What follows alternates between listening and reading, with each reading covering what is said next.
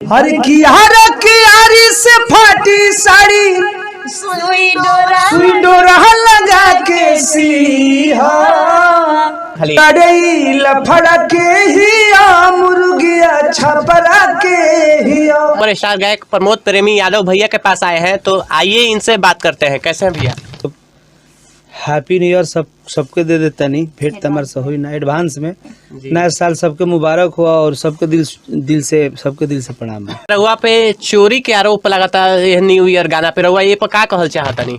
रउआ जानते नहीं हम चोराई ले गाना रउआ तो पता है। जी भैया हमारा तो पता बा, काहे से कि हम जब गाना रिकॉर्डिंग भई रहे, जो भी रिकॉर्डिंग होत रहे गाना न्यू ईयर के, तो हम वो दिन आइल रही, हम रउआ साथे रही, तो रउआ हम रही भैया मैंने यहाँ पे जे भी दिखाई देता हम रही यही तो गाना रिकॉर्ड, लेकिन रउआ पर चोरी के आरोप लगावल जाता है, पर रउआ का कहब? देखी का होला एगो अब ना होला कि अब मुंह बा कुछ बोल देवे के बा, होई हमारे हो, हमार खेत हमारे ना, लोग बोलेला कि सब हमारे है परिया से लेके आओ परिया हमारे बा, तू है आलो बरियारी बरियारा का करब कुछ बोल सकत। लेकिन आए दिन रउआ पर चोरी के उ लोग आरोप लगावत रहता लोग कि हमार गाना उठा के गा देता रहन, त ई करत रहन उ करत रहन। अब का करब, सबसे बड़ा हमार इतिहास हमार लोग गावेला, हमारा हम लोग के का गाई, हमार भी तो खुदे आता ना बड़ा बड़ा राइटर लोग बा कि अब हम गाना हमारा का मतलब के चोरावला के। फिर लाइव में आके कहता लोग कि सुधार जाना तो सुधार दे, अब तोहरो गाना आवत 70 गो गाना तहरा हमारा आइल बाटे, तहरा भी तोहरो गाना उठा के हम गा देमे, पर रउआ का कहब? गा लेबे दी लाइन हम मतलब कहता लोग कि 70 गो गाना उनको आइल बा, सुधार जाना तो हम तोहरो गाना उठा के गावे लागब। तो ठीक नु बा, माने के गाले तो बढ़िया बात बा, सौभाग्य के बात बा कि हमारो गाना गावस लोग। जाहिर सी बात बाकी 17 गाना में कभी पहुंच गेले का मतलब तेरा में बाण ना गाई जी कोई दिक्कत नहीं है। और गाना का कहला जब राइटर वहां का समुद्र बानी त जब महासमुद्र लोग बा मंथन होता है, जब मंथन चलेला ना, जैसे कि और बहुत सारे एगो सलाई भी गाना आई रहे, ओपे भी उ लोग रउआ के चोरी के आरोप लगावल गई रहे। तो कहनी ना कि अब कह देवे भाई हमार चीज है जी जी, खाली फेसबुक पा के बोले के बा और कुछ तो करे के बा ना जी। फेसबुक पे कुछ केहू बोल देता तो वो लोग के मुंह बा बोले दी, हमनी के अपना काम से मतलब बा, और गाना ही हमनी के राइटर लोग बा, राइटर लोग से पर अथी के रात तो आई रहनी वो दिन जी, तो ये लोग से पूछी चिल्लाए के बाद जब की हो नहीं के पता कि भोजपुरी में पहला गाना केकर ट्रेंडिंग है, भोजपुरी के पहला गाना छोटे ने मनीष के लिखल ट्रेंडिंग है जी। तो देख लिया जाए कि भैया का ही लिखा हुआ गाना सबसे भोजपुरी में ट्रेंडिंग में आया गाना आया था, भैया ने गाया था गीत सुख गई रहरी है जी। तो गाना इन्हीं का लिखा हुआ था जो कि पहला बार भोजपुरी में ट्रेंडिंग में आया था। और जो प्रमोद भैया का गाना आया है नया साल पे, उनकी गायिका भी हमारे साथ है, तो आइए उनसे बात करते हैं। मैम, इस गाने पर चोरी का आरोप लग रहा है, आप क्या कहना चाहिएगा इस? देखिए, मुंह है सबका, कोई कुछ भी बोल रहा है। गाना देखिए, जब इनका गाना लीक हुआ था ना, इनका गाना चोरी हुआ है, ये किसी का गाना कैसे चुरा सकते हैं जब इन्हीं का गाना सब लोग चुरा के गाता है? हमारे माने हम हमारे लोग चुरा गए तो हम लोग के काहे गई भाई? आज भी आता है और आज भी हम आए हैं आज सर के स्टूडियो में, तो बहुत ही प्यारा प्यारा गाना रिकॉर्ड हुआ है और बहुत जल्द ब्लास्ट होगा। ये देखिए, रियल व्यूज और पैसा लगा के व्यूज, ये जमीनी व्यूज है जो अभी सब लोग मतलब एकदम लड़ के बजा रहे हैं, एकदम जी जी, एक तरफा बज रहा है। आप समझ सकते हैं इस चीज से कि कितना ज्यादा प्यार मिल रहा है, जो भी मिल रहा है रियल प्यार है, बनावटी तो क्या हम समझ सकते हैं कि जो भी प्यार दुलार मिल रहा है, भले वो लोग पैसा लगाकर ट्रेंड गाना को ट्रेंड में ला दे रहे हैं या व्यू मिल जा रहा है, रुपया लगाइए ट्रेंडिंग एक पर आइए, ऐसे रुपया ना लगी, गाना जाओ चाहे मत जाओ। तो देख लिया जाए भैया कि भैया बोल रहे हैं कि 1.5 लाख रुपया लाइए और गाना को ट्रेंडिंग में ला दीजिए, तो एक मतलब नंबर 1 पर आ जाएगा। थोड़ी ट्रेंडिंग से का मतलब हमने के मारे हमने ट्रेंडिंग के करे हमने के बाजे के तो रास्ता में आओ तो देखिए, तो गाना ट्रेंडिंग में आने से मतलब नहीं है किसका जमीनी स्तर पे बज रहा है, मतलब वो है क्योंकि भैया शुरू से लेके आज तक कोई नया नहीं, भैया शुरू से ही जमीनी स्तर पर बजते हैं। अगर कोई बाजा है तो प्रमोद भैया जमीनी स्तर पर इनका गाना हर एक जहाँ भी देखिएगा, ऑटो में, पटना हो या आरा हो, पूरे बिहार में इनका ग्राउंड लेवल पर गाना बजता है। भैया इस पे क्या कहना चाहिएगा? साहब कि हमार हमेशा ही तरह प्यार मिलत रहो, ट्रेंडिंग के फेरे में ना, सपनों में ना देख ले हमारे ट्रेंडिंग में कौन गाना हो। जी। कबो कबाल आ जलावे हमें तो हम जान कि का आ जाता हमारा हमारा गाना बाजे के चाहिए।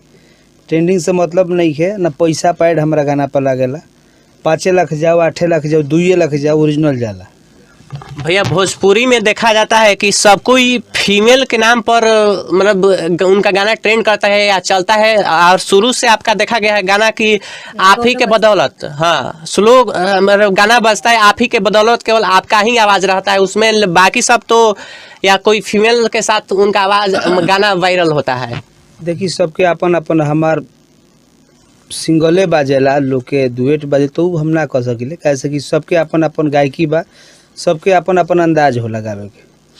तब भगवान के कृपा और आप सबके प्यार बा, हमार सोलो बाजता तो और बढ़िया के बात बा।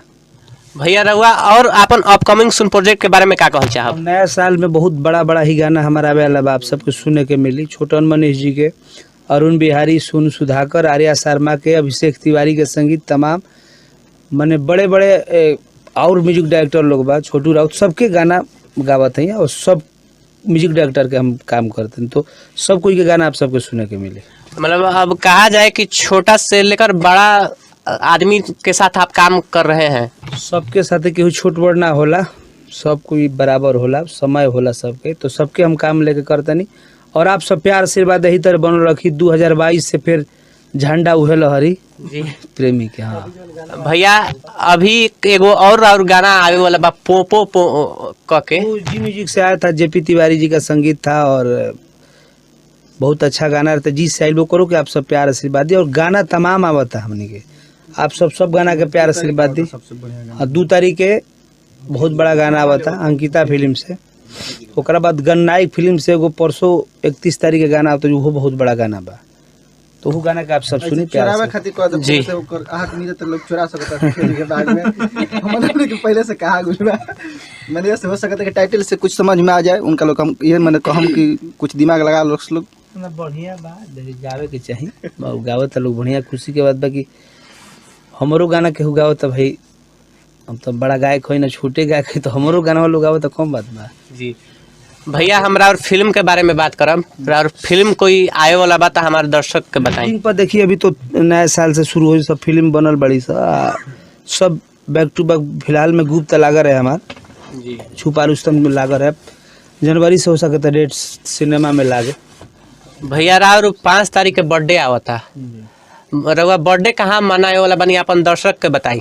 बर्थडे देखी कहाँ बर्थडे तो हम मनाई लेना, बाकी भाई लोग बा अपन मनावेला, देखी कहाँ रह पता नहीं है, अब कहाँ जाए वाला बानी। सरप्राइज मिलेगा उनको। अच्छा भैया बात कर ले जाओ लगन के, कैसे लगन बीत गई, सब कलाकार शादी कर ले, रउआ कब करे वाला बानी? अरे महाराज हम रहा पता नहीं, रह दे गुप्त नहीं रह दे।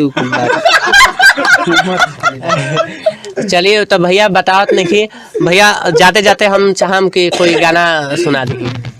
गाना अभी आइल बा मुर्गिया ला, उहे ना सुन ली रहा, बजा के सुना देब रहा ना बजाइम तो कॉपीराइट आ जाई, कॉपीराइट गइबो करब ता जी भिंगर से सुन ना एक बार रउआ गा दी अपना आवाज से, तो स्टार्ट तो गाय के सही ने रउआ पहले।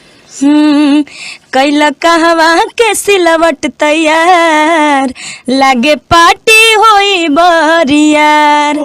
कैला कहवा के सिलवट तैयार, लागे पार्टी होई बरियार। हर कियारी से फाटी साड़ी, सुई डोरा लगा के सीहा, तड़ई लफड़ा के हिया मुर्गिया छपरा के हिया। गजब गाना तो बहुत गजब है, और आते ही गाना बहुत बजा था और बहुत चैनलों से आया है, और जहाँ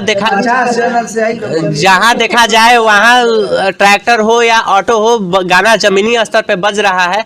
भैया इसके लिए आप क्या कहना चाहिएगा? कि दर्शक लोग को बहुत बहुत धन्यवाद देना चाहिए कि यही तरह प्यार आशीर्वाद दी, प्रेमी के प्रेम को मैं पागल कर दी रहा। भैया राव आप काल या परसों लाइव आई रही हो, मेरा आप बोल रहे कि आरा जिला बाघ हटे, बाघ का सब जिला बाघ होला, शाहबाद वो कहल जाला। शहरी जिला में लोग कहला कि आरा जिला घर बता काना बाट के डर बा, कि छापरा में रहला कहला कि छापरा जिला घर हो तो काना बाट के डर।